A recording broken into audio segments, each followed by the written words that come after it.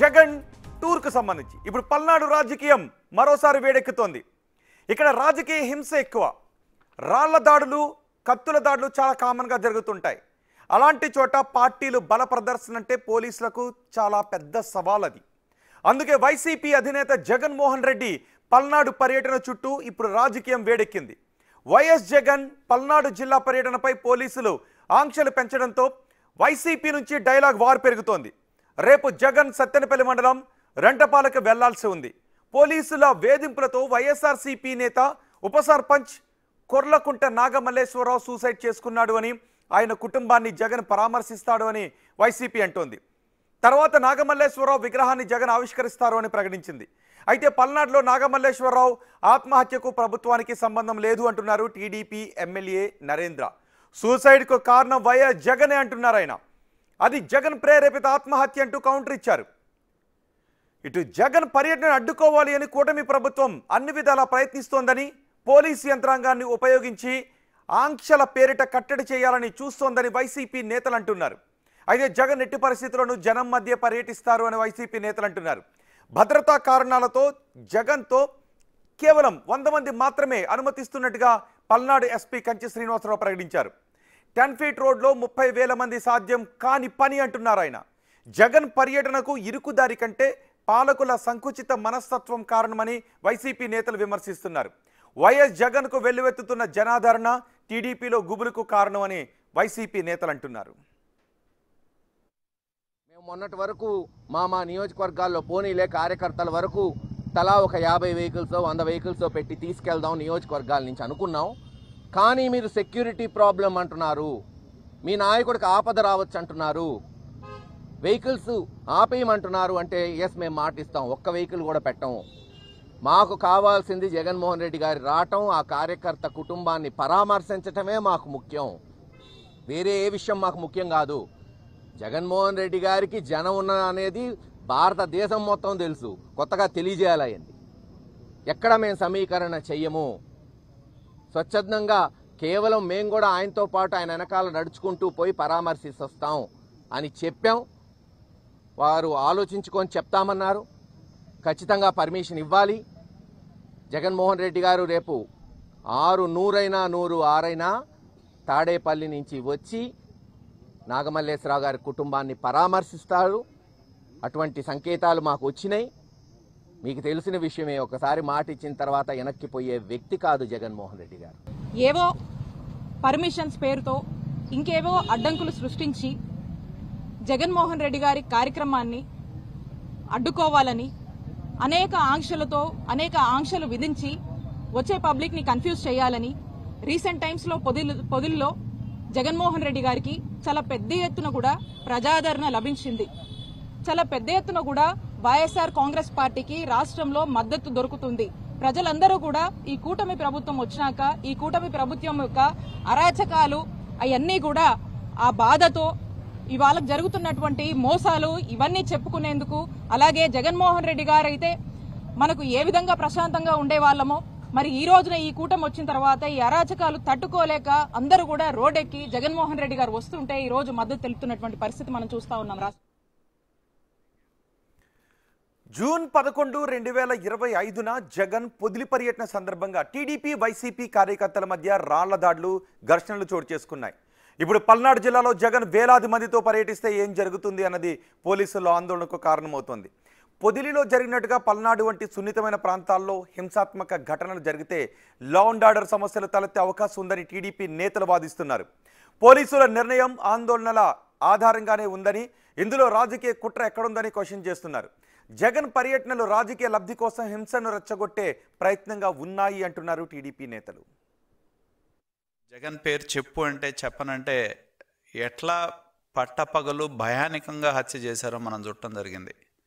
అలాగే కడప జిల్లాలో సుబ్బయ్య అనే ఒక బీసీ నాయకుడిని పిలిపించి ఏ విధంగా హత్య చేశారో మనం చూడటం జరిగింది.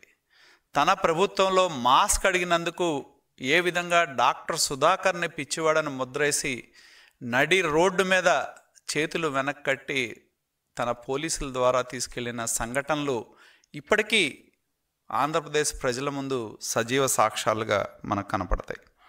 అటువంటి వ్యక్తి ఇవాళ అధికారం కోల్పోయిన తర్వాత కూడా ఈ రాష్ట్రంలో అరాచకాన్ని, దౌర్జన్యాల్ని ప్రోత్సహించే విధంగా తన యొక్క వైఖరి ఉంది, తన యొక్క నడవడిక ఉంది అనేది స్పష్టం అవుతాం. రాజారెడ్డి రాజ్యాంగం అంటే అట్లా ఉంటుంది. ఇవాళ నువ్వు తిరుగుతున్నావు, ప్రజాస్వామ్య పాలన అంటే ఎలా ఉంటుంది అనేది ఇవాళ నువ్వు తిరుగుతున్నావు. రౌడీ షీటర్స్ని, గంజాయి బ్యాచ్ని, ఇటువంటి నేర చరిత్ర ఉన్నటువంటి వాళ్ళని పలకరించడానికి తిరుగుతా అబద్ధాలు చెప్పి మోసాలు చేసి, అసలు నీ పార్టీ పుట్టికే ఒక మోసపూరితమైనటువంటి పుట్టుక. నేను ఎప్పుడు భారతీయ జనతా పార్టీలో ఉండి చెప్పేవాడిని, బొమ్మేమో జగన్మోహన్ రెడ్డి బొమ్మ, వైఎస్ఆర్సీపీ పేరేమో యువజన శ్రామిక రైతు కాంగ్రెస్ పార్టీ. నీ పార్టీ పుట్టికే ఒక మోసపూరితం, నువ్వు చెప్పేదే అన్ని అబద్ధాలు. నీ తండ్రి, తల్లి, చెల్లి, బాబాయ్ ఎవరు లేరు నీకు. ఈ రోజున నువ్వు పార్టీ పెట్టిన రోజున వీళ్ళందరూ రాజకీయ నాయకుడుగా నేను ఆయనకు సలహా ఇస్తున్నా. జగన్ రెంటపాల పర్యటనకు అనుమతి లేదు అని పోలీసులు అంటూ ఉన్నారు. అనుమతి లేకపోవడం రాజకీయ కుట్ర అని వైసీపీ నేతలు అంటున్నారు.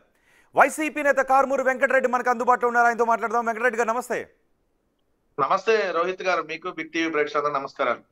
Thank you. వెంకటరెడ్డి గారు, అనుమతి లేదు, భారీగా కేవలం 10 ఫీట్ల రోడ్లో 30,000 మంది వస్తామంటే శాంతి భద్రతల సమస్య తలెత్తే అవకాశం ఉంటుంది అని పోలీసులు అంటున్నారు. మీరు రాజకీయ కుట్ర అని అంటున్నారు.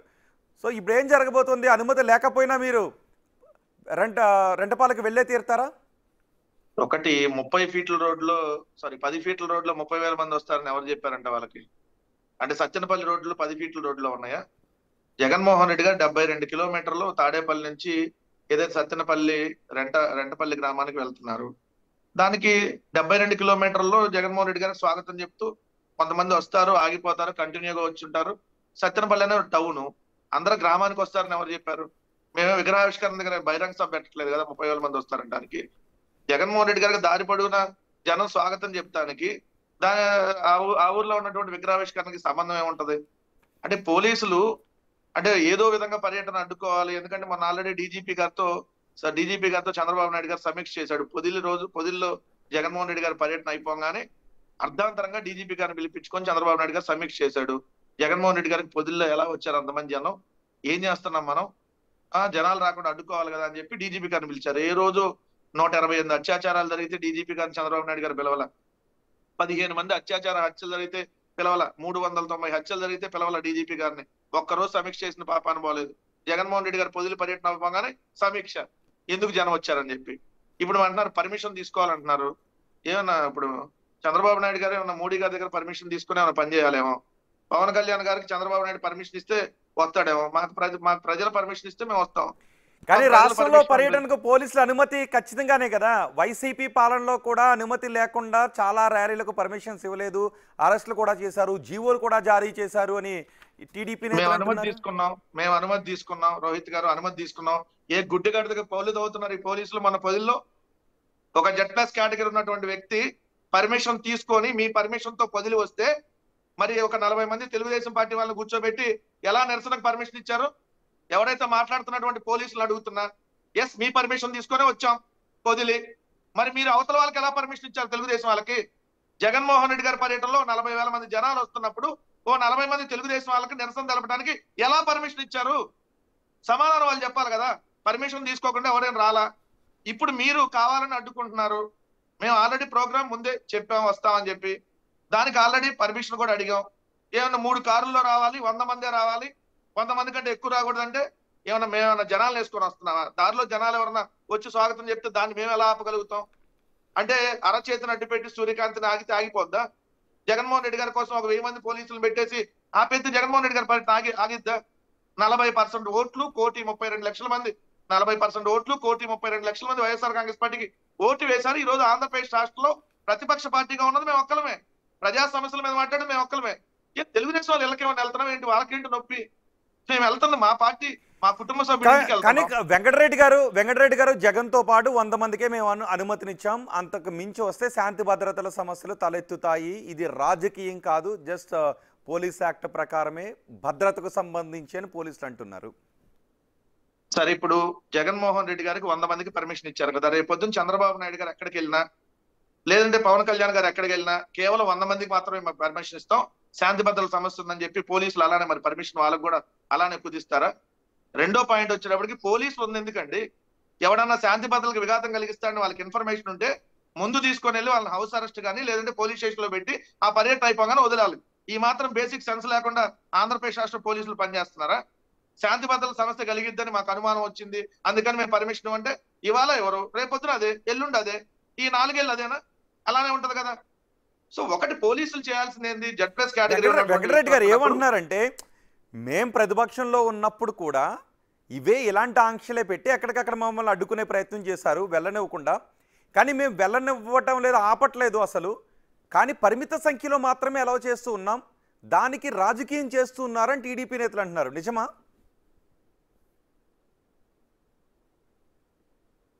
రోహిత్ గారు, వెంకటరెడ్డి గారు వినపడుతుంది, ఒకసారి మళ్ళీ రిపీట్ చేయరా క్వశ్చన్. వెంకటరెడ్డి గారు, వైసీపీ ప్రభుత్వంలో ఉండగా మేము ఏదైనా పర్యటన చేస్తున్నామంటే ఎక్కడికెక్కడ అడ్డంకులే సృష్టించేవారు. చంద్రబాబు పర్యటనలో కూడా అప్పట్లో వైసీపీ నేతలు పెద్ద ఎత్తున వచ్చి గందరగోళం చేశారు, ఆ తర్వాత జీవోలు జారీ చేశారు, మా పర్యటన అడ్డుకునే ప్రయత్నాలన్నీ కూడా సృష్టించారు.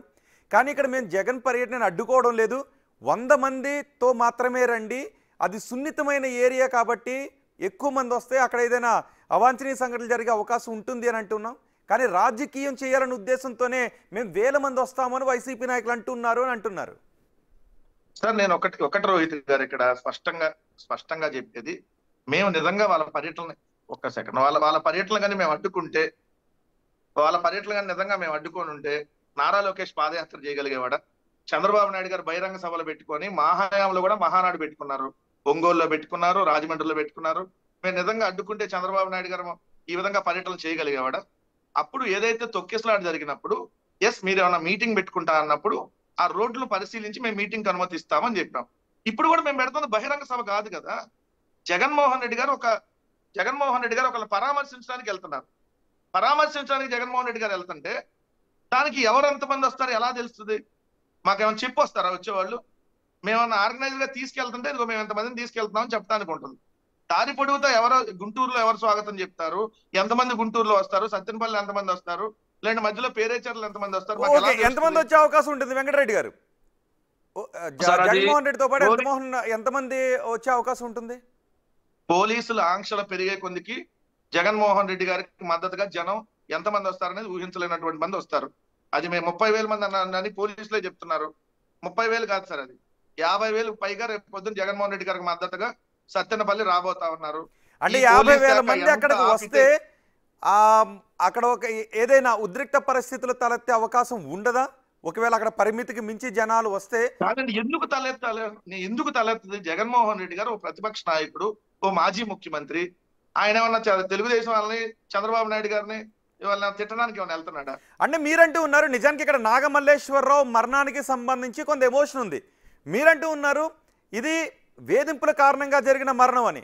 కానీ టీడీపీ నేతలు అంటూ ఉన్నారు ఇది వైసీపీ నేతల కారణంగా జరిగిన మరణమే, బెట్టింగ్కి పాల్పడి అప్పుడు ప్రభుత్వం అధికారంలోకి రాకపోవడంతో అప్పుడు పాలై చనిపోయాడు అని టీడీపీ నేతలు అంటున్నారు.